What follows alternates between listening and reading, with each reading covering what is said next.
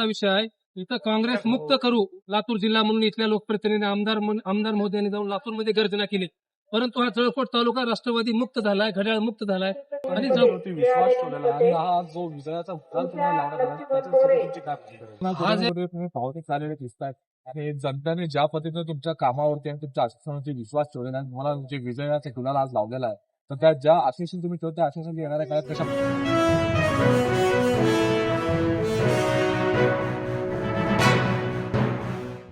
मैं ताजुद्दीन पठाण और आप देख रहे हो आवाज तुमचा साथ आमची.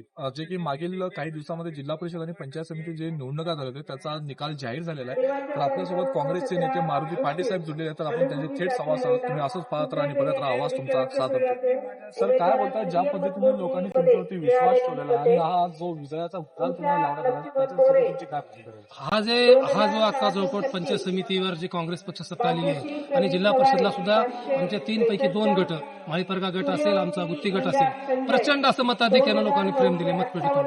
याचं कारण म्हणजे स्वर्गीय विलासराव देशमुख साहेबांनी या भागामध्ये साठवण तलाव असतील, कारखानदारी असतील, जिल्हा दिलीपराव साहेबांनी बँकेच्या माध्यमातून सहकारी जाळ उभा केलेला आहे. धीरज भैया चांगलं काम करतात आणि अमित भैयाने या निवडणुकीचं सारथ्य केलेलं आहे. श्रीकृष्णासारखं तर एकटे लिहिले, सर्व सत्ता हे असताना मंत्री संत्री विरोधकाचे असताना सुद्धा एक हाती सत्ता या ठिकाणी अमित भैयाने प्रचार नियोजनबद्ध केला आणि आमच्या कार्यकर्ता जो होता तळागाळातला मतदार त्यांनी खूप चांगली मेहनत घेतली आणि या कुठल्याही प्रक्षोभनाला बळी पडले नाहीत, आमिषाला बळी पडले नाहीत. आमचे उमेदवार सुद्धा या ठिकाणी उमेदवाराला खूप दबाव होता महागार घ्या 20 लाख 25 लाखाची ऑफर समोरच्या लोकप्रतिनिधीकडून होती.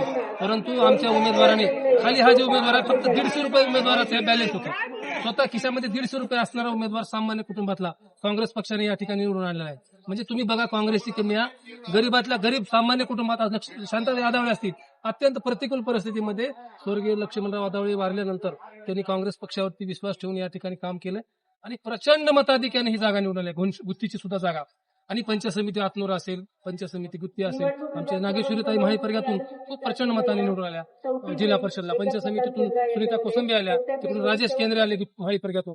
आणि या सबंध तालुक्यामध्ये तुम्हाला पुन्हा एकदा जळकोट तालुका हा काँग्रेसचा बालेकिल्ला आहे हे या तालुक्यातील जनतेने दाखवून दिलं. मायबाप जनतेचे मी या ठिकाणी आभार मानतो आणि मी 5 वर्ष सेवा प्रामाणिकपणे आमचे सगळे आम्ही सारे मिळून करू आणि शेतकऱ्याला न्याय मिळवून दिल्याशिवाय आम्ही स्वस्थ बसणार नाही. एवढा शब्द मी आपल्या माध्यमातून या ठिकाणी आणि आमच्या पक्षाचे बाहेरचे लोक काढायचे गर्दी मी सांगतो तुम्हाला सर, एकच मिनिट. असा विषय आहे, इथं काँग्रेस मुक्त करू लातूर जिल्हा म्हणून इथल्या लोकप्रतिनिधी आमदार महोदयांनी जाऊन लातूरमध्ये गर्जना केली.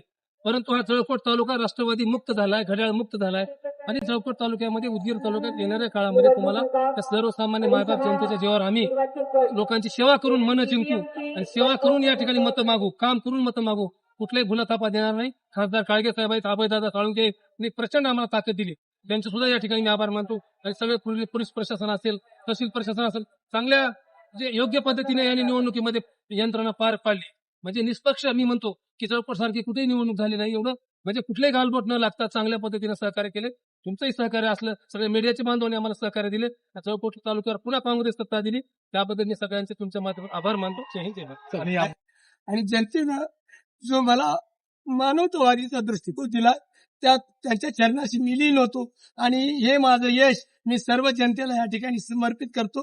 भारतीय राष्ट्रीय काँग्रेसचे सर्व दिग्गज नेते मंडळींचं हे माझ्यासारख्या गरीब पामराला या ठिकाणी हे बी फॉर्म लावून मला जे घवघवीत हे संपादन करून दिले, मी सर्वांचा या ठिकाणी लीन होतो, सर्वांना नतमस्तक होतो. पण सर, बोलताना कुठे ना कुठे तुम्ही पावती चाललेले दिसतात आणि जनतेने ज्या पद्धतीने तुमच्या कामावरती आणि तुमच्या आश्वासनावरती विश्वास ठेवलेला आहे, तुम्हाला जे विजयाचा गुलाल आज लावलेला आहे, तर त्या ज्या आश्वासन तुम्ही ठेवता त्या आश्वासन येणाऱ्या काळात कशा पद्धतीने काम करतो? कारण माझा जन्मच मूळ संघर्षातून आलेला आहे आणि मी जनतेसाठी अहोरात्र रस्त्यावर राहणारा कार्यकर्ता आहे आणि संघर्षाच्या माध्यमातूनच येणाऱ्या काळामध्ये सर्वसामान्य अतिशय गरीबातल्या गरीबाला न्याय देण्याचं येणाऱ्या 5 वर्षात नव्हे आजन्म मी या ठिकाणी त्यांच्या सेवेसाठी ठाम आहे. धन्यवाद सर. तरी आपल्यासोबत काँग्रेसचे नेते मारुती पांडे साहेबांनी उमेदवार प्राचार्य माधव साहेब हे जोडलेले होते. तर कसं येणार जे आश्वासन जनतेसोबत केलेले आणि येणाऱ्या काळात कशा पद्धतीने आश्वासनाची काम केलं जाईल हे आपण पाहत राहू. असंच पाहत राहा आवाज तुमचा साथ आमची. Thank you so much.